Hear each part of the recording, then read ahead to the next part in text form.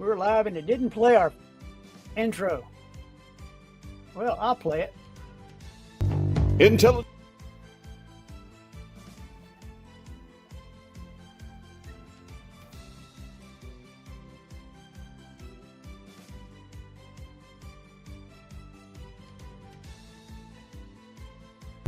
Intelligent Ramblings presents Intelligent College Football. Hosted by Bill Lofton, Gary Glenn, William Howington, and John Coleman. What a great intro. Good intro. Welcome to Intelligent Ramblings. I'm Bill Lofton, and I'm your host. One of my co-hosts, Mr. William Howington, and John Cone, and Mr. Gary Glenn. Happy Wednesday, everybody. We've had some interesting ball games in the past week. Let's start off with Indiana UCLA. Well, Indiana made sure that they knew that they were good, they were real, they were good, and UCLA has come out as a pretender after they've had a couple wins that were unexpected. They went back to playing like UCLA has for the last 10 years. Indiana took them out 56-6. That says a lot about it, that UCLA's not very good and Indiana's very good. I think that sums it up. Yeah. They're not ranked number 2 in the country for nothing. No. Indiana, that is. Yeah, where did they learn to play with that bunny-shaped ball after all that round ball they were good at for so many years? Well, they're not as good in basketball as they used to be, but they don't have Bobby Knight anymore either. So I would definitely say it's one of the GOATs. How about here's a good one: Texas A&M 49, LSU 25. It pretty much set into motion the demise of Brian Kelly. He was no longer the coach at LSU after 4 years. If he hadn't had such a huge buyout, he'd probably been gone last year, Bill. There were rumblings all over that program. A lot of people just didn't like him and didn't like the way he did things, didn't like his assistant coaches. I mean, I think they were talking about, for a while there, weren't they talking about just trying to get rid of the one of the offensive or defensive coordinators, and then they said, well, no, we'll just get rid of both of them. Get rid of everybody. So get rid of everybody. Well, he came in there with the attitude, and it didn't bode well for a lot of people. Me being one, when he was trying to talk Southern. You can't try to talk Southern. You either talk Southern or you try to talk Southern. There's no in betweens. And he came in there and said something that was with a Southern dialect, which sounded like a Yankee trying to sound like a Southerner. And that kind of pissed off a lot of people. And, he came in there like, I can handle this. We're going to be winning national championships in the next couple of years. And they didn't. Didn't actually have a very good record at all. Underperformed. Yeah, I would say they definitely underperformed. Yeah, there's a lot of talent on that team. They should be doing better. Oh, they've always got talent at LSU, no doubt about that. Ole Miss, Oklahoma. I don't know what it is. When I pick these teams, sometimes it seems that ones I pick as a slight upset, as this would have been if Oklahoma had a won, they lose back. They're close. I think Oklahoma's close this year, but they're not quite up to Oklahoma standards. But I think they're doing a good job out there, and I think Oklahoma is somebody you got to watch in the future. And I think they've got a great defense, and they got a good quarterback. Michier is a good quarterback. I don't know if he'll be back next year or not. Well, there's always that nowadays, in particular. Well, the thing about their offense is it was improving, but not so great before Mateer got hurt. and now he's back, and it's like they had to start over, 3 games ago? And Yeah. They look really not ready this first week back, and they're slowly improving game by game. So I'll agree with you, John. I agree with you very much. They have not looked like the team that we saw play in the first couple weeks. They were looking better, but they aren't looking what they were.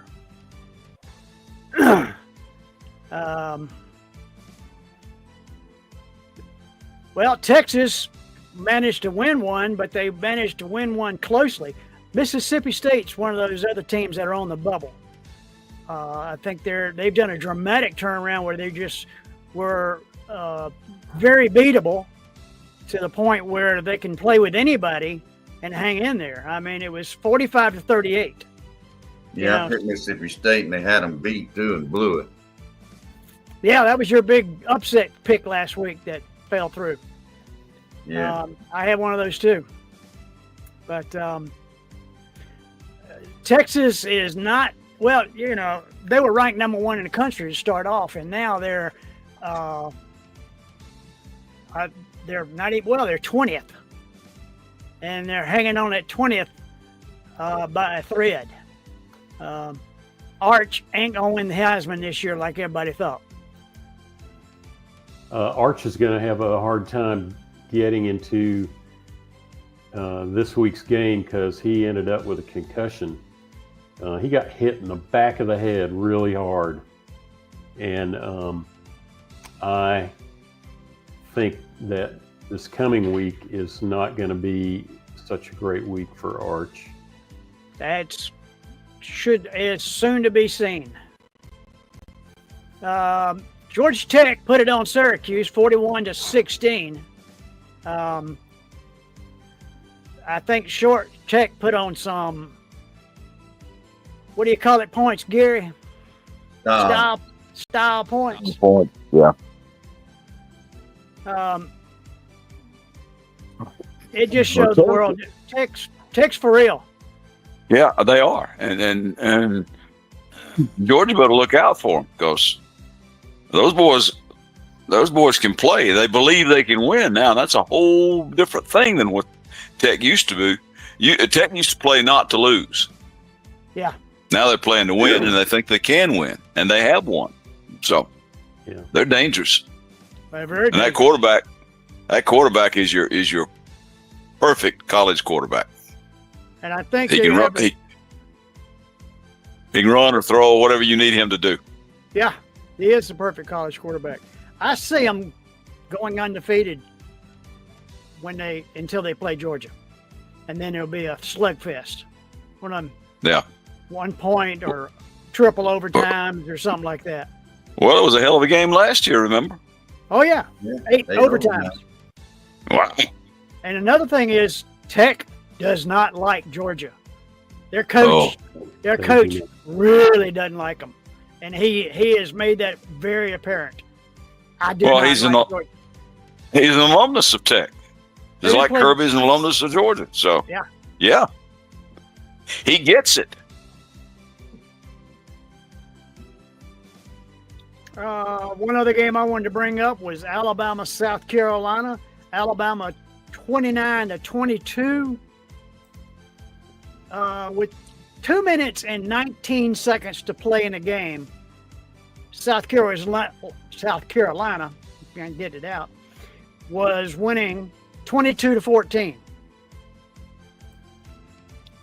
Bama scored, and then on second down in the next series, when South Carolina had the ball, they had second down and 4, and then Norris Sillers, their quarterback, fumbled. Alabama recovered, and in 2 plays, scored again.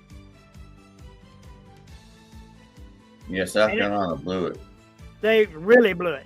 And, I mean, they even had the first time they scored at the end, they had to make a 2-point conversion, which they did, which tied it up. And then on the second play from scrimmage, South Carolina fumbled. And then on the next, Then you had one play where Alabama got a little bit, but not much. And then Alabama on second down took it in from about 35 yards and won 29-22. 2 minutes and 19 seconds, they scored 15 points. That ain't good. No. Well, that is a powerful, powerful offense that Alabama has. I don't think Alabama's going to get beat the rest of the year, and I don't think Texas A&M is going to get beat next. Georgia's going to be 11-1 and left out of the SEC championship. I think that's very possible because both those teams are really good. Yeah. That will be a pick 'em kind of game.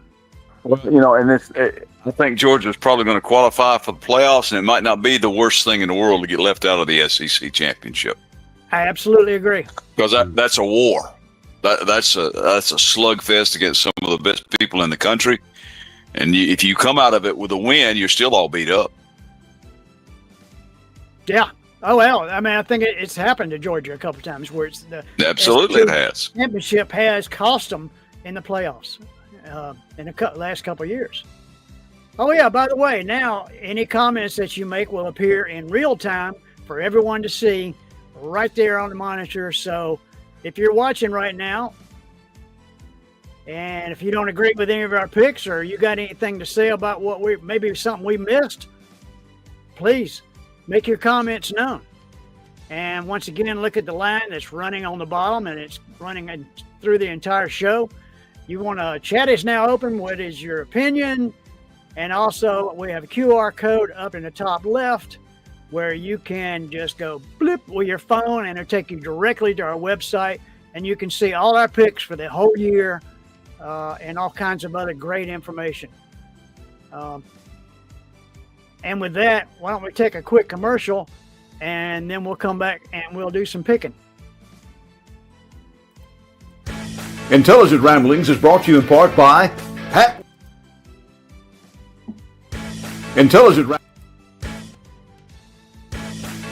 Ramblings is brought to you in part by Pat Williamson, a proud Dragon alumnus and a strong supporter of Jefferson athletics and academics.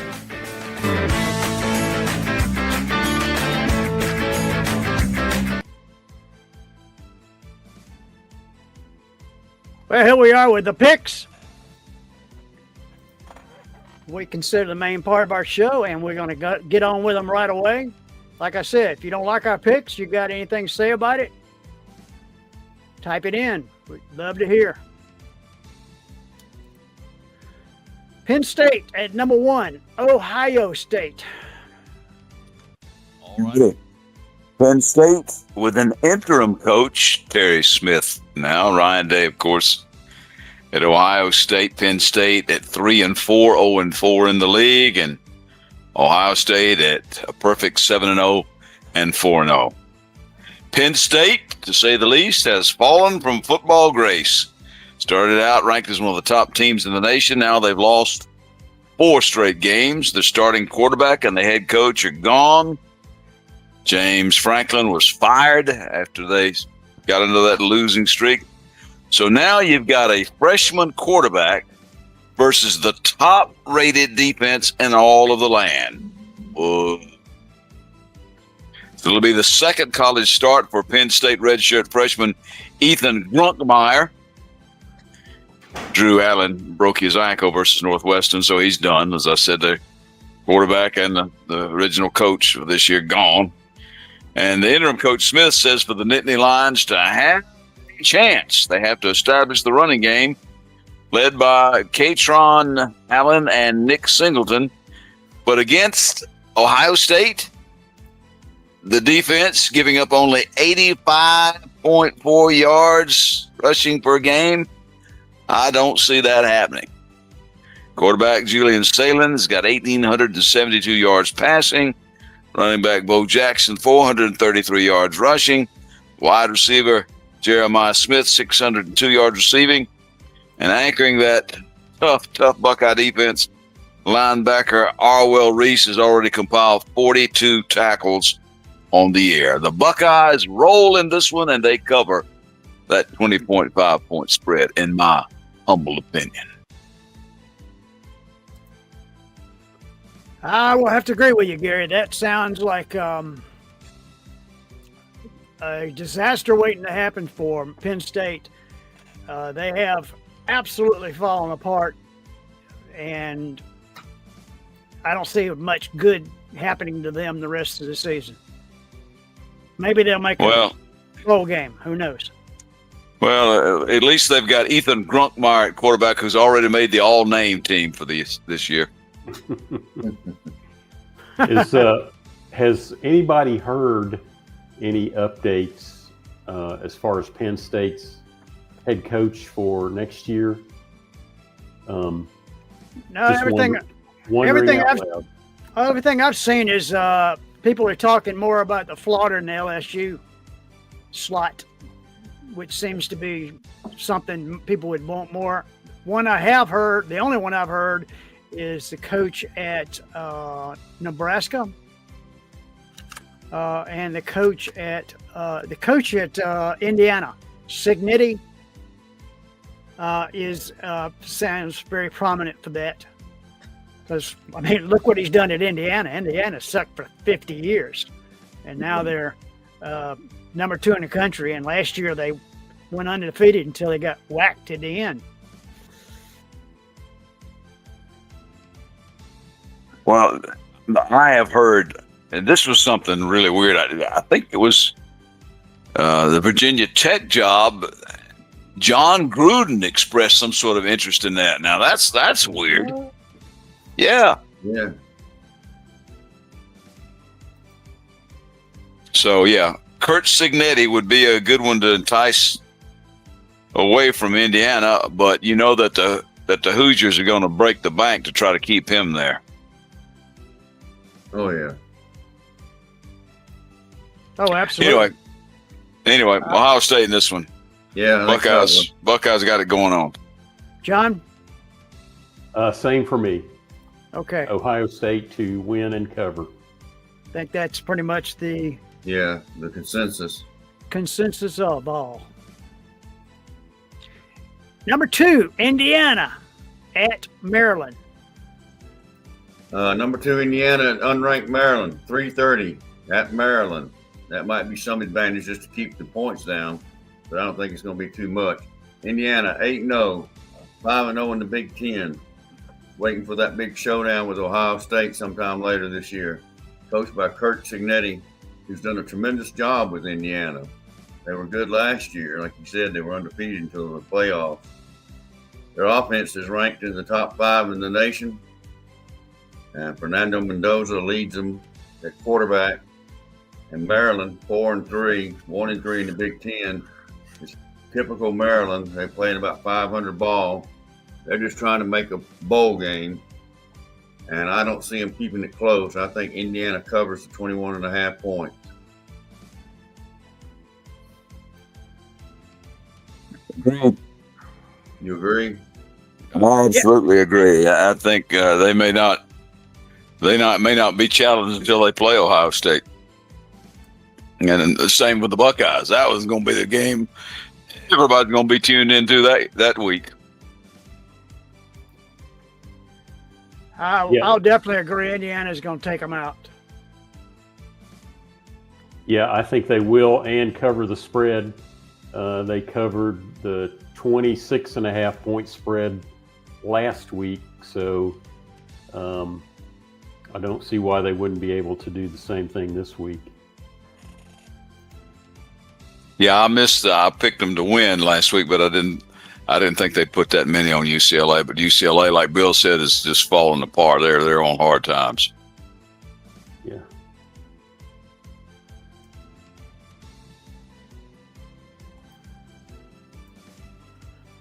Big one, number 5, Georgia Bulldogs at Florida. Sort of. All right. So number 5, Georgia meets Florida on Saturday, 3:30 p.m. on ABC at the world's largest outdoor cocktail party. ESPN Analytics gives Georgia an 80% chance of winning. The coaches, Georgia, Kirby Smart, Florida, Billy Gonzalez, the interim coach after Coach Napier was shown the door. Georgia's ranked 6th in the Football Power Index. Florida's down at 27th. Both teams come into this game after a bye week. Georgia is typically slow to start after bye weeks, and it's possible or probable that they could be behind at the end of the first quarter or even at halftime. What I hope to see by the beginning of the second half is Georgia playing a complete football game, which they need to do. They need to do that soon. I want to see the defense playing its best, serving up opportunities for the offense to capitalize on. They haven't played complementary and productive football all season together, in all the phases together. And like I said, they need to start soon. And beating Florida like a rented mule is an outcome I would truly like to see. So I have Georgia to win and cover the spread. You just can't hate those Gators enough. Yeah. Yeah, agreed. Agreed. I agree with the hate part. If we could somehow, sorry, Bill, to jump in, but if we could somehow retroactively reach out and bitch slap Steve Spurrier while we're at this, that would just be the whipped cream with cherry on top. I don't think it's too far, but once for Spurrier. I'd pay money to be able to just slap him one time. Well, he got close to some Preparation H spray and almost disappeared one time. So Florida's a wounded animal, and you've got to be careful of those wounded animals. They lost their coach, although everybody pretty well predicted that. The players may not have. The players may wish they hadn't have done that, and they want to rise up and play hard this week. But you got to watch out for them. Plus, this is the last one in the Gator Bowl for a while, isn't it? Don't they go to like the Dome next year and then Tampa Bay the year after that, something like that? They do. Like that. Yeah, they're working on the Gator Bowl. They're fixing it, refitting it, or something like that. Well, it's probably about time. Those girders got all bent that time. Well, it's not the same stadium. They play where the Jaguars play in Jacksonville. Oh, okay. Oh. Well, they probably still need to renovate that too, because the Jaguars haven't been. Well, I don't know. The Jaguars haven't been using it very much. No. That's true. Well, at least they haven't used it hard. You know what I mean? Oh, no one is spared at Intelligent Ramblings. That is No. That's true. We're an equal opportunity fun poker. Yeah. I'm going with Georgia and to cover as well. Yeah, Georgia to cover.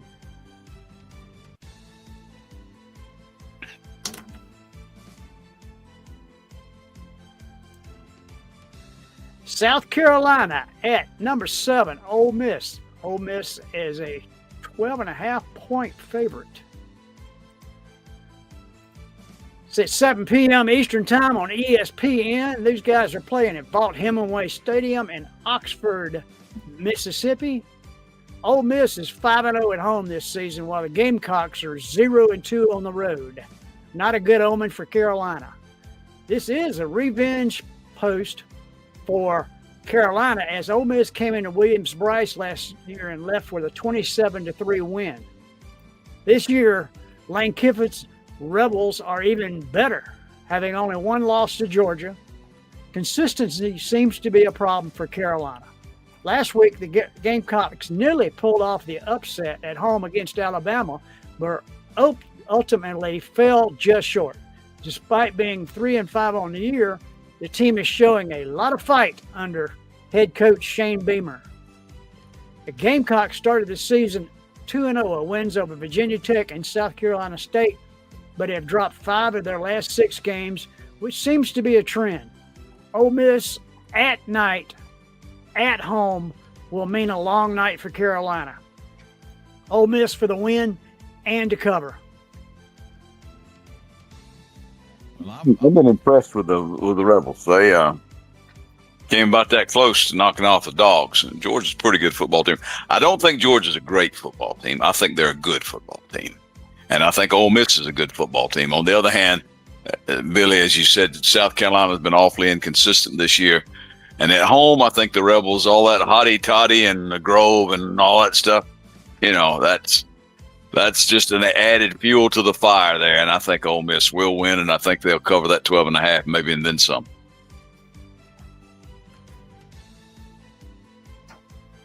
What do you think, John? I agree. I think Ole Miss made it through their last two games pretty well, and I think I don't know. I think South Carolina might have had a chance were they playing Ole Miss at home, but they'll be there at Ole Miss's house, and I think it's going to be all Ole Miss. So I've got Ole Miss to win and cover. William? Yeah, I think Ole Miss will cover. They're pretty good.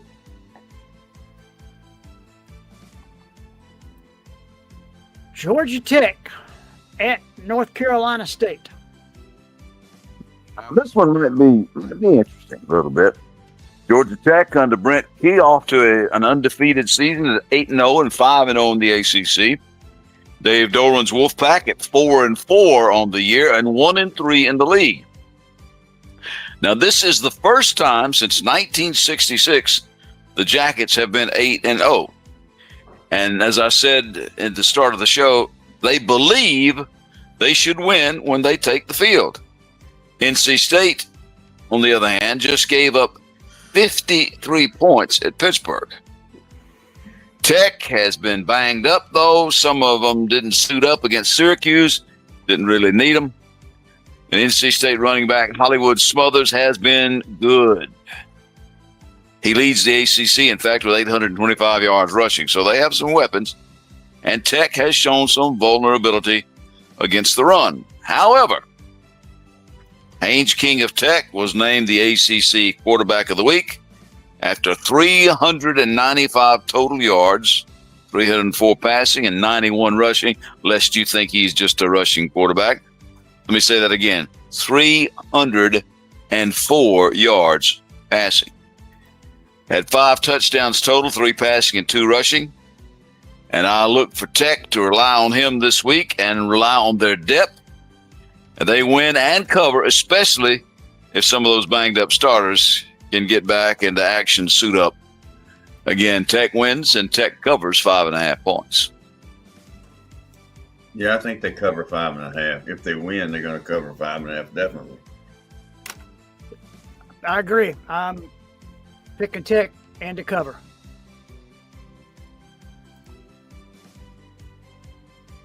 Me too. I like Georgia Tech.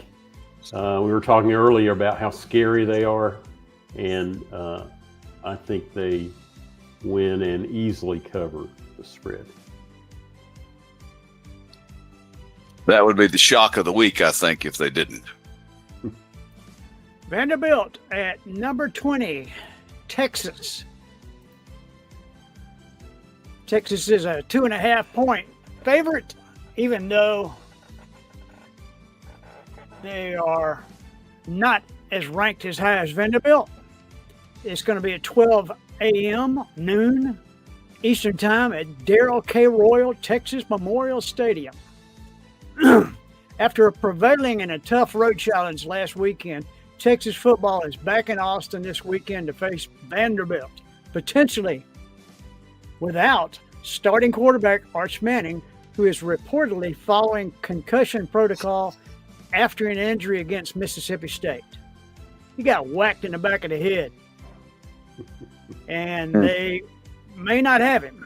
The Longhorns headed into this matchup following a 45-38 win over Mississippi State Bulldogs in their most recent game. The Commodores' last game was a 17-10 tough win over the Missouri Tigers, who've got a really good team. Against the Bulldogs, Arch Manning led the Horns with 346 yards on 29 of 46 passing, which is a pedestrian 63%, for 3 touchdowns and 1 interception. He also carried the ball 10 times for 6 yards and 1 rushing touchdown. Quintevrion Wisner ran for 41 yards on 12 carries, which is 3.4 yards per carry, adding 6 receptions for 17 yards. And Ryan Wingo hauled in 5 receptions for 184 yards, which is averaging 36.8 per catch. That's a pretty good average against the Bulldogs.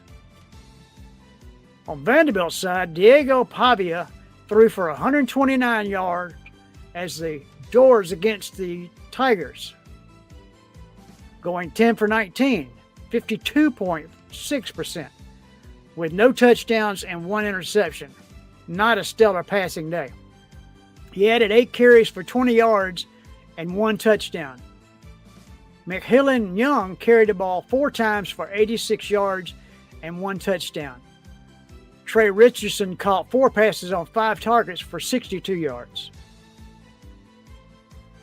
Per reception. I think the fact that it's in Texas is not going to make a difference. I think that even if Arch Manning plays, he's going to be about 80%. And his 100% hadn't been very, well, I'm not going to say it hadn't been very good. I'm going to say it hadn't been great.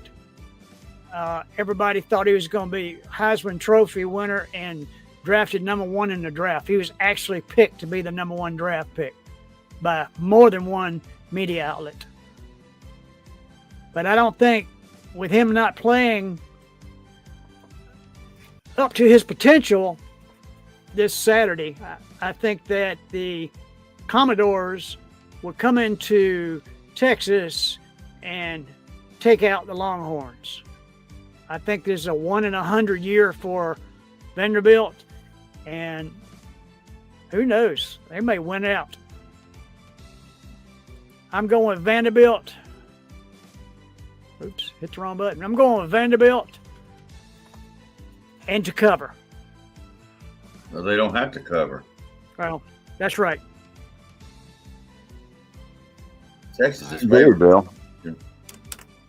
Texas is favored, but I think particularly if Manning is not 100%, I'd go with Don Diego El Zorro. He's the fox that leads Vanderbilt now. And he's pretty good, too. He's another one of those prototypical college quarterbacks. You don't have to stand back there and throw it from end zone to end zone, be a good college quarterback. But you got to think on your feet. You got to be able to move the ball and pull it down and run when you have to. And you got to know when to gun it and when to throw a touch.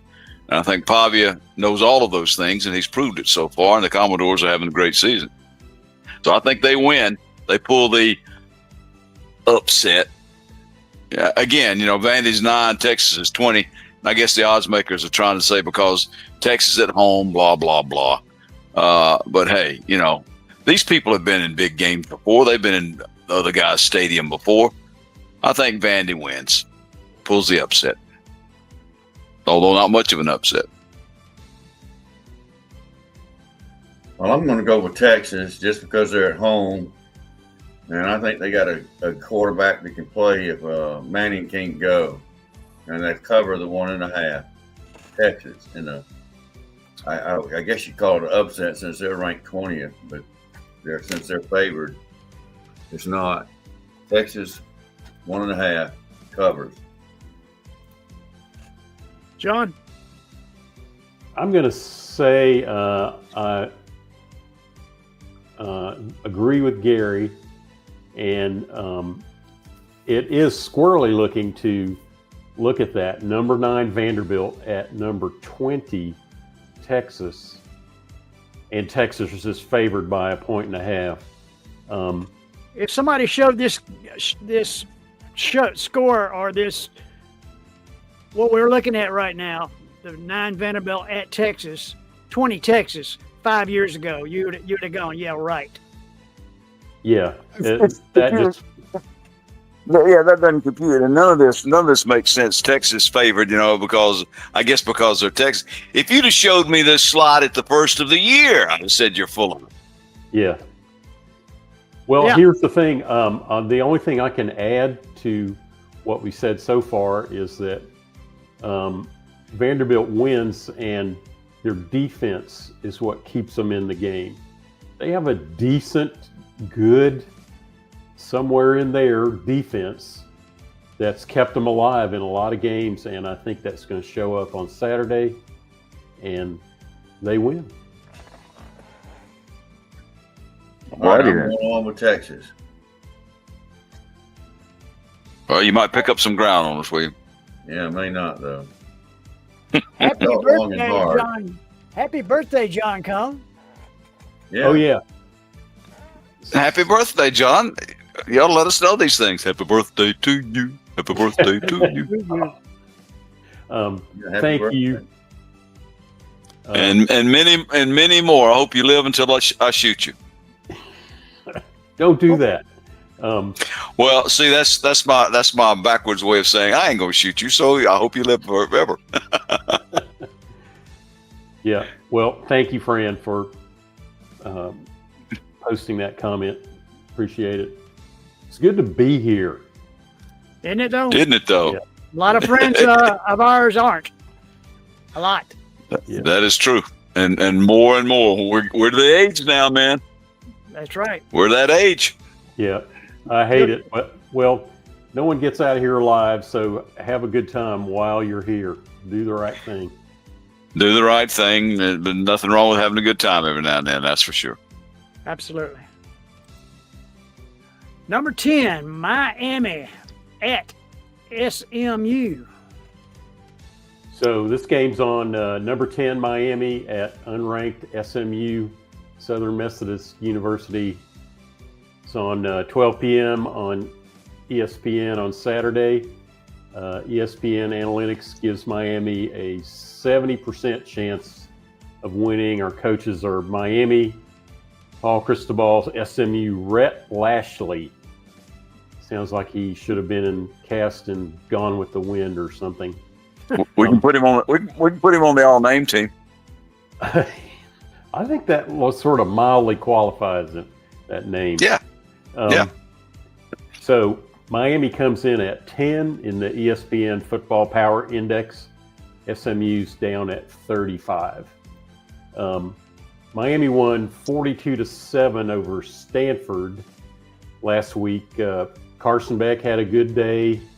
He was 75% with his passing, 1 touchdown and 0 interceptions. So there's some improvement. Maybe they ran routes and got their timing down better during practice that week. They carried the ball on the ground. They were over 106 yards, scored 3 touchdowns on the ground, and it was just a much better game. SMU fell to Wake Forest last weekend, and I'll just end my analysis of SMU right there because that explains a lot. Even though they're at SMU, I've got Miami, who I think is going to turn this into a tune-up. So I've got them to win and cover.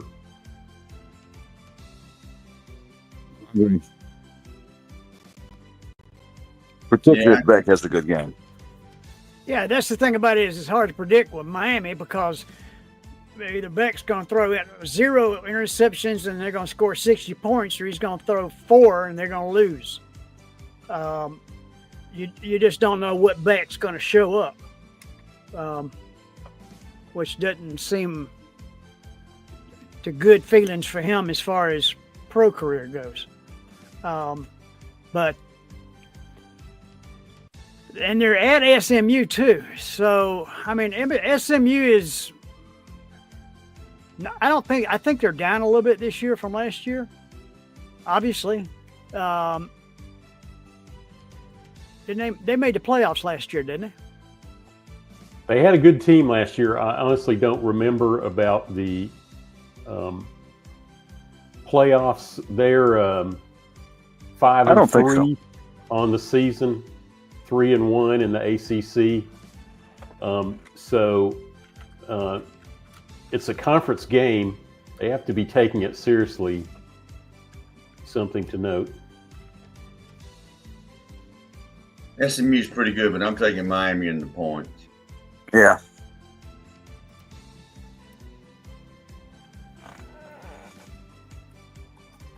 No. Yeah, they lost to Penn State in the first round last year. Okay, you're right. I thought they were in there. I couldn't remember that they were, but all right. Now bow to your expertise. Bow to Google's. All right. Number 12. Sorry, Bill, you're going with Miami? I still hadn't decided. Okay. I'm that might be my upset of the week. Quick inside technical note. Cover your ears, anybody that's listening, but the form is halfway updated. So if you want, you should be able to go right after we do this tonight and put in your picks and make your choices about the spread. Okay. Number 12, Notre Dame at Boston College. Notre Dame is a 28.5 favorite in the spread. That's pretty high. This is at Boston College at 3:30 p.m. on ESPN at the Alumni Stadium in Chestnut Hill, Massachusetts. Well, when Notre Dame was 0-2 and still ranked, lots of fans wondered why they were still ranked. Well, now they're 5-2 and ranked number 12 in the country, and we understand why. After the BC Eagles' 7th consecutive loss this past weekend, the best team on Boston College's schedule arrives in Chestnut Hill for the 26th edition of the Holy War. Put simply, this game could get very ugly very quickly. Even at full strength, the Eagles can't match Notre Dame on a talent level. And the Eagles are not at full strength with 20 players. That's right, 20 players listed as questionable or out. Offensively, the Eagles looked marginally more competitive last week. Grayson James found some success with some RPO actions, making some plays with his legs. Jordan McDaniel averaged a respectable 4.2 yards on 19 carries. However, turnovers continue to plague the unit as James threw 2 interceptions while Lewis Bond lost a fumble. Unfortunately for the Eagles, the Irish seem to be finding that groove. Redshirt freshman quarterback C.J. Carr began his first season as a starter with back-to-back losses, but since then has posted 1,758 yards with 14 TDs to only 4 interceptions. Also, Notre Dame has a running back duo of Jeremiah Love and Jadarian Price. Love has 758 yards on 124 carries with 9 TDs, while Price has 509 yards on 76 carries. That's somewhere around 1,300 yards between the two of them. Like I said earlier, this could get ugly very quickly. Notre Dame for the win, and yeah, I think they'll cover the 28.5 point spread. Well, one of the reasons Notre Dame keeps moving up is They keep winning and they keep putting points on people. And going down the stretch, you want people to think you're pretty good. So I think you're right, Bill. I think they win and they cover that 28.5. And maybe add on another couple of touchdowns just for good measure. Another thing about Notre Dame is their losses were quality losses. They lost to Texas A&M and Miami. Texas A&M hadn't lost yet, and Miami's only lost one. So between two teams, they got one loss on the teams that beat them. And when they played those teams, they were close. Neither one of them was a blowout. Yeah, I'll go with Notre Dame to cover. I don't think Boston College is all that good this year. I think they suck. I think Embrace Boston the suck. College. I think I'm in agreement. Notre Dame to win and cover. They are just too good for little old Boston College this year.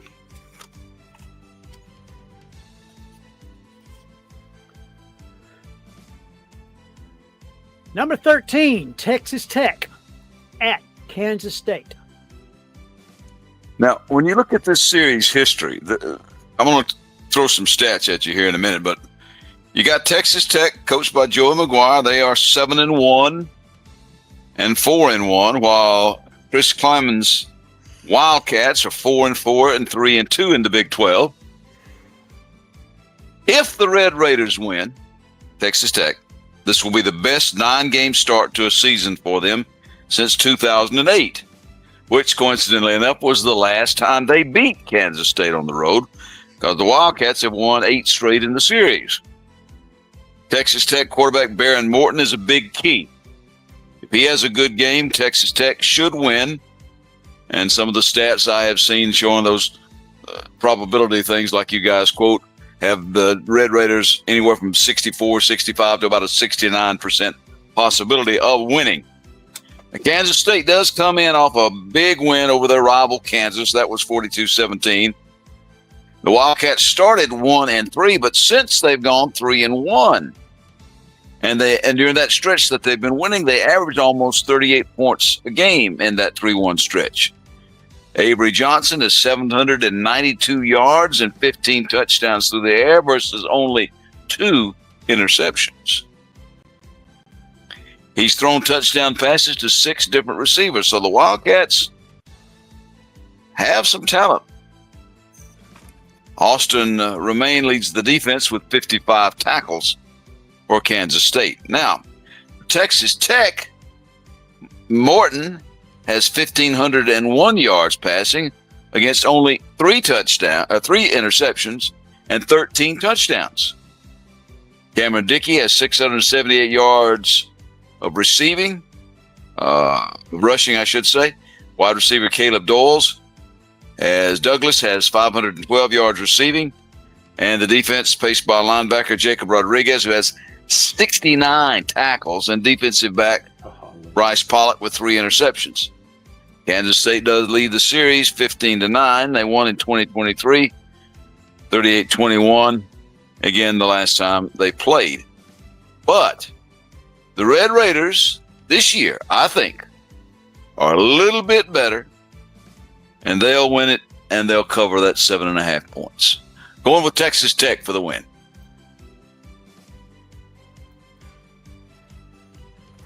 I think I'll go with Texas Tech, but not to cover. John, who you picking? I've got Texas Tech Good. to cover. Good. Are you going with Kansas State? I'm going with Kansas State. I really like Avery Johnson. He's one of my favorite quarterbacks. And he's got a mop full of hair, too. I just love that. And I watched him last year, and I said, I can't wait till this guy comes back. I hope he comes back. And he's done a pretty good job. So, and he can run the ball. So I think that gives them an option that Texas Tech hadn't faced, and I don't think they're going to be able to handle it. So I'm going to go with Kansas State. My upset pick of the week. Someday it's going to catch me up to you guys. All right. Just keep thinking that, man. True. All right. Number 18, Oklahoma at number 14, Tennessee. This ought to be a good one. Oklahoma at Tennessee, 7:30 p.m. in Neyland Stadium, and Tennessee is a 3.5-point favorite. Oklahoma 6-2, and Tennessee 6-2. So I think you can coin flip this one. Brent Venables is the coach at Oklahoma. Used to be at Clemson. Josh Heupel is a coach at Tennessee. Used to be at Oklahoma, didn't he? Wasn't he the quarterback at Oklahoma? Yeah, he was the quarterback of Oklahoma. Yeah, that's what I was thinking. Oklahoma lost to Texas in an upset, and Tennessee lost to Georgia in overtime. So they're pretty good football teams. If Mateer at Oklahoma's quarterbacking, I would think about picking them. He has almost 1,800 yards passing and 8 touchdowns. But if he's not healthy, I'm going to pick Tennessee.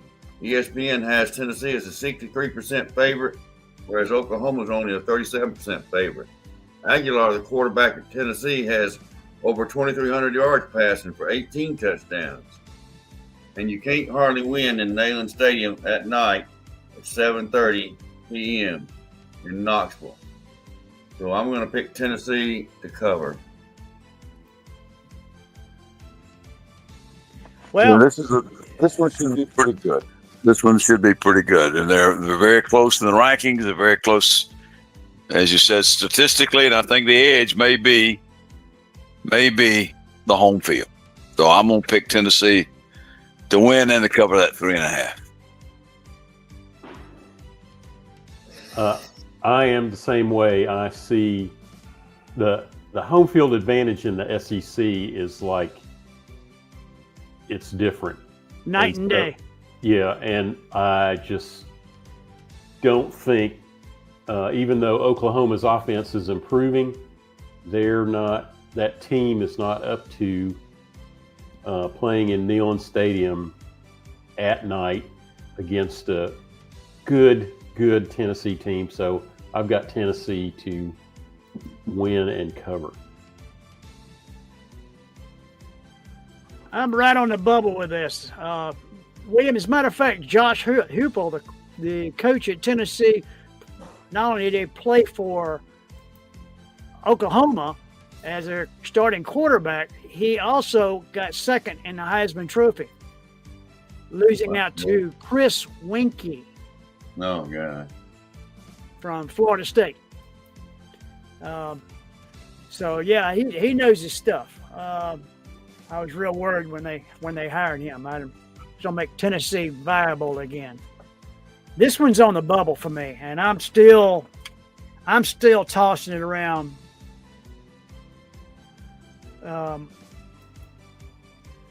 Because Tennessee wins, and like you said, playing in an SEC stadium at night makes 100,000 fans. that's like an extra 7 points given to you. So that's the only reason like I said, I'm gonna think about it. I want to pick Oklahoma Special. because, like we said earlier, Oklahoma has not played up to their potential that they played up to in the first couple games when their quarterback before he got hurt. Maybe they got it figured out now. And I think they're hurting from their last week's loss, that close when they lost, and they're going to be fired up and wanting to win real bad. So, like I said, it's a toss-up.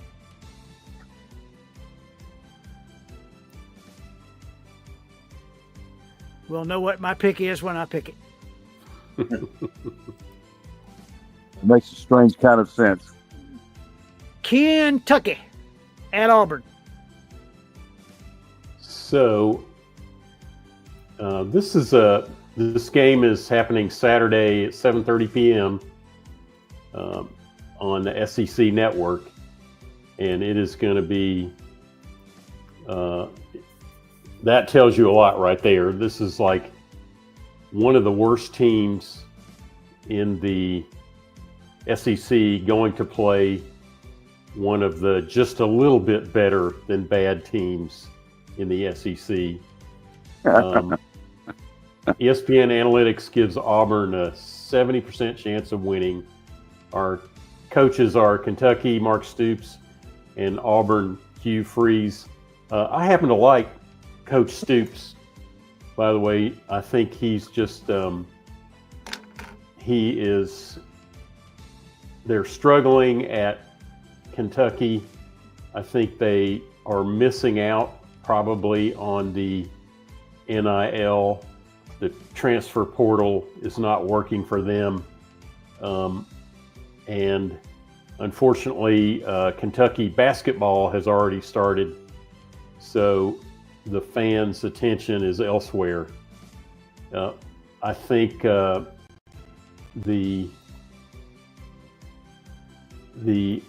Auburn covering that 10.5 point spread, I don't know about that, but I do feel like Auburn will win. It's at home on the Plains, and so Auburn to win and not cover the spread.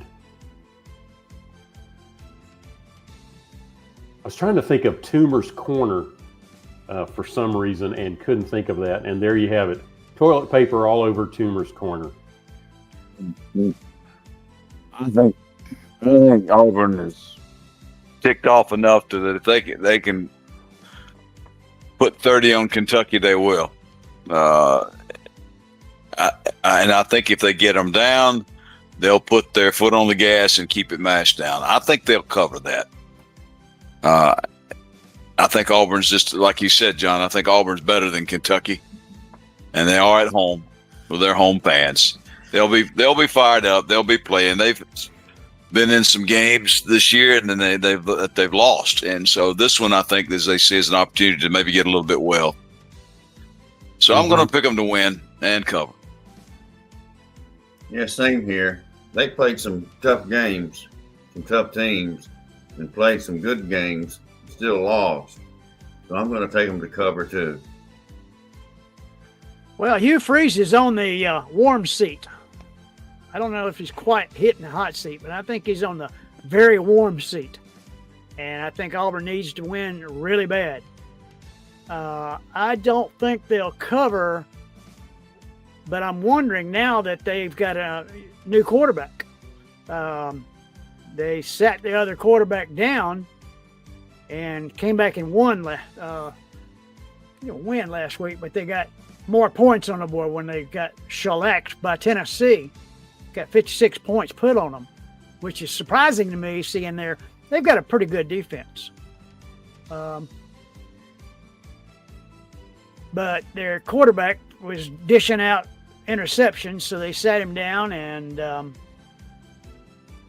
put in a different quarterback. So I think they will be a little bit mysterious for Kentucky, and Kentucky will not be able to handle it.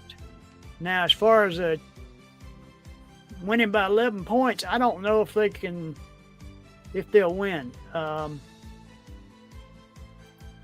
Yeah, I think I'm going to go with Auburn in to cover.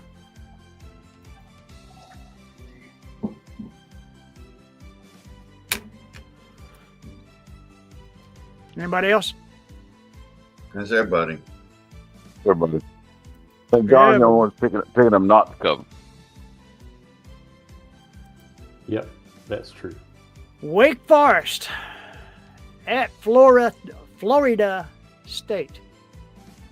Florida State's a 8.5 point favorite. It's going to be 7:30 p.m. on ESPN in Tallahassee, Florida at Doak Campbell Stadium. Well, the Florida State Seminoles, 3-4, 0-4 ACC, are set to host the Wake Forest Demon Deacons, who are 5-2 and 2-2 in the ACC.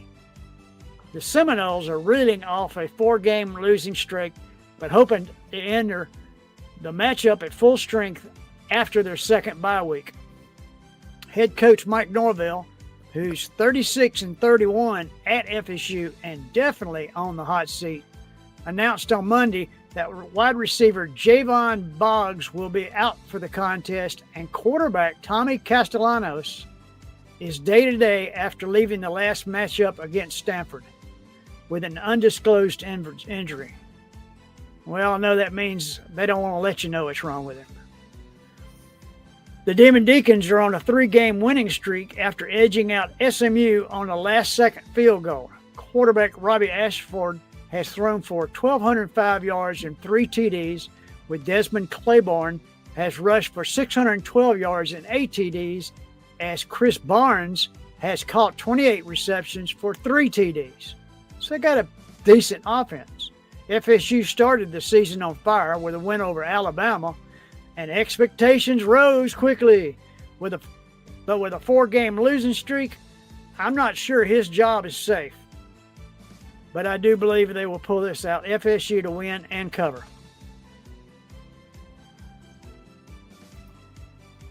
This is my upset pick of the week. I'm going with the Deeks. I think Wake Forest wins this one. I think they're on a hot streak. Florida State's on a losing streak. Although they did come off a bye week, I still think Wake Forest has got enough to take them. So I don't have to worry about the point spread. Well, I'm wishy-washy on this one. I kind of think Florida State will win, but I'm going to do what Gary does here and pick Wake Forest. I started to go that way, but I have talked myself into going with Florida State, but not to cover the spread. All right. All right.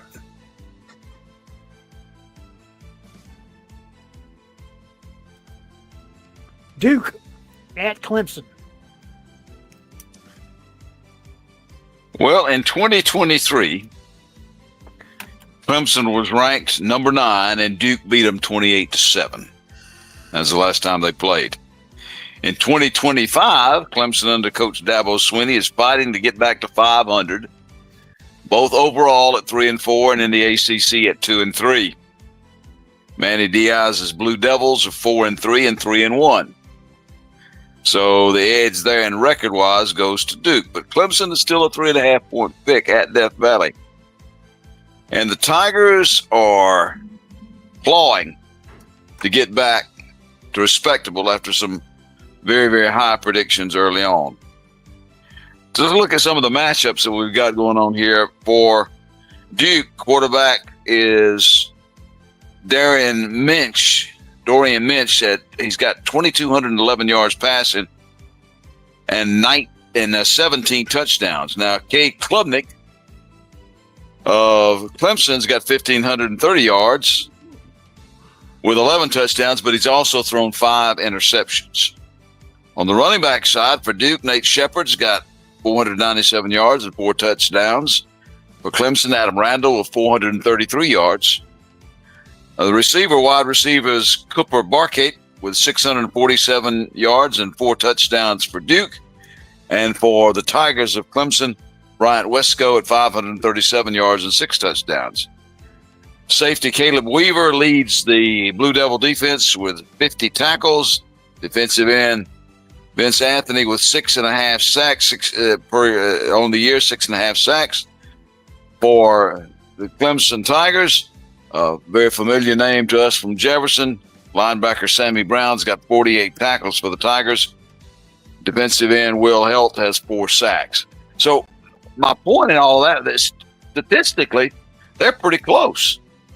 So because they are playing at Death Valley, I give Clemson the edge, and I think they cover that 3.5. Agree. I think I'm going with Duke. I just think Clemson is just off this year. I am going with Duke also. Gary was talking about a couple guys on their defense, and I think there is enough there to knock Cade Klubnik off his game, which quite frankly doesn't seem to take a lot. And I think Duke comes away with an upset.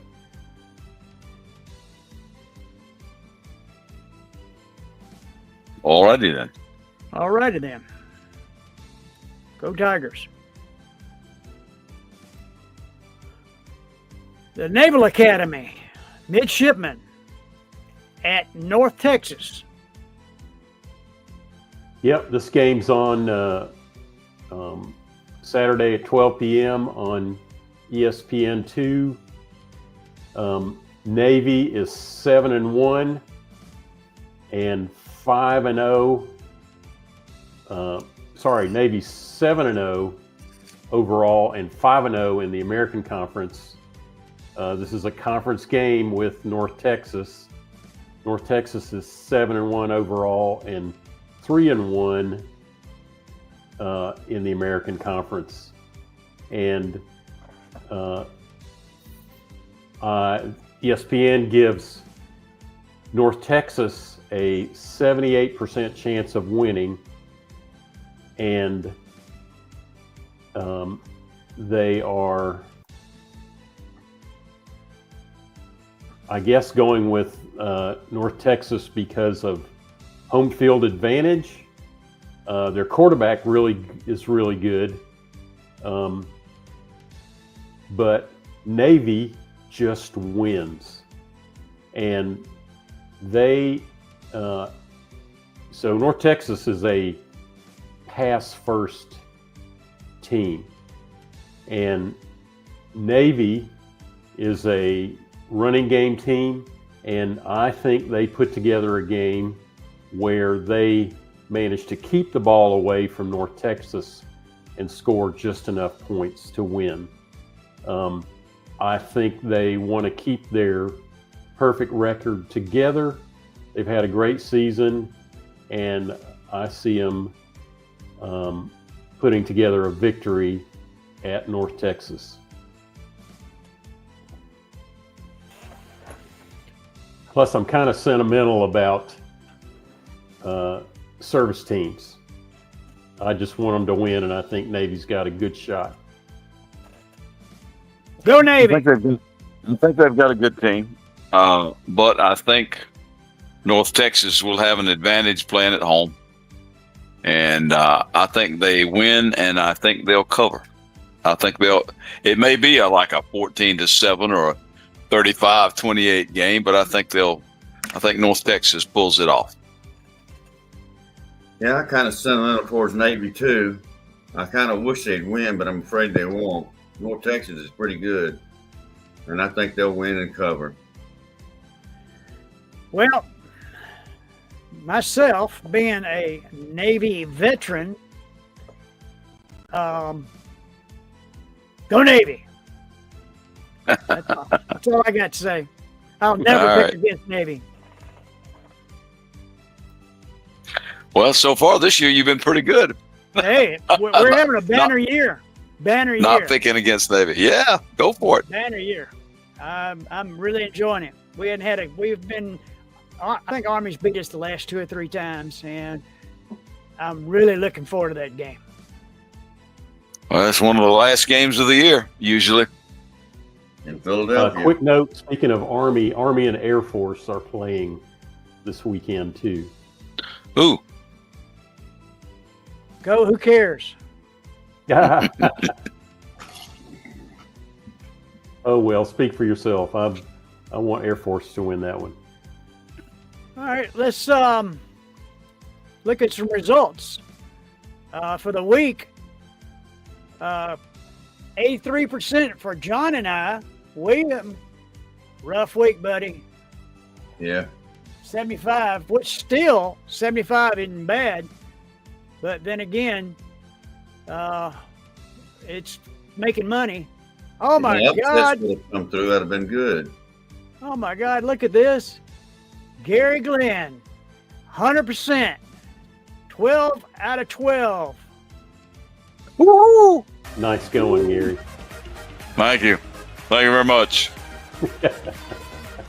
Way to go, Gary Glenn! 12 out of 12. First time this year.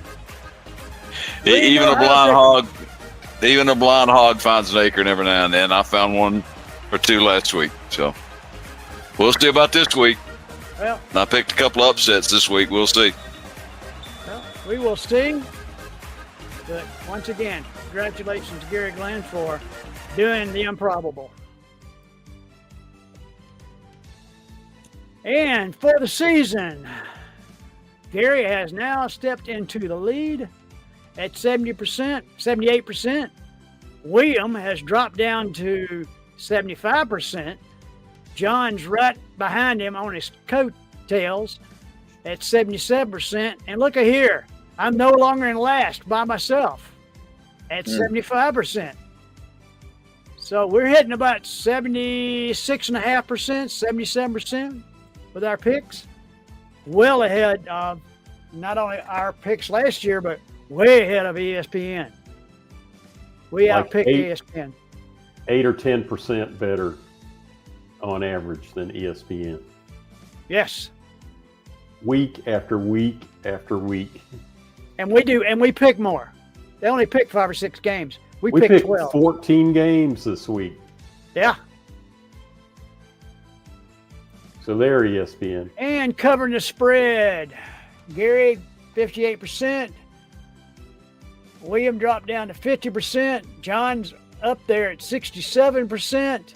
And I'm way down there at 33%. I got nailed last week on doing the spread.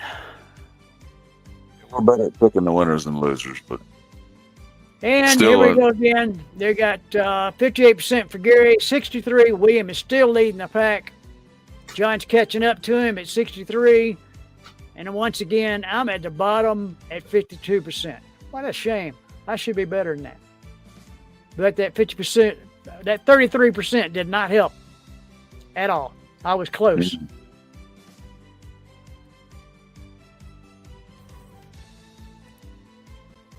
Well, why don't we take a quick commercial and we'll come back and have our summarization.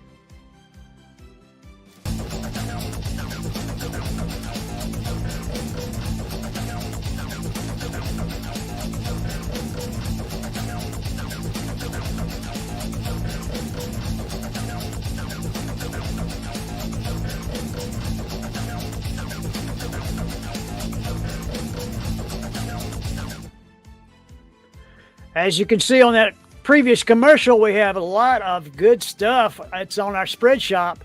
You can find the address if you missed it. Go to our website at www.intelligentramblings.com where you can find our spread shop and click on it, and it'll take you to all kinds of neat stuff like t-shirts, coffee mugs. I was actually looking at a jacket today. And you can actually, the Intelligent Ramblings logo is right in the center of the jacket where it zips, so it looks kind of weird. You can actually custom make it to where you take the logo and slide it over to the side, and you can have your really nice looking jacket.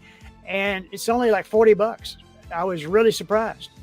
So feel free to go there and have a look and see if you like it. We got a really cool logo. You can see it in the right-hand corner. It's on everything that we sell.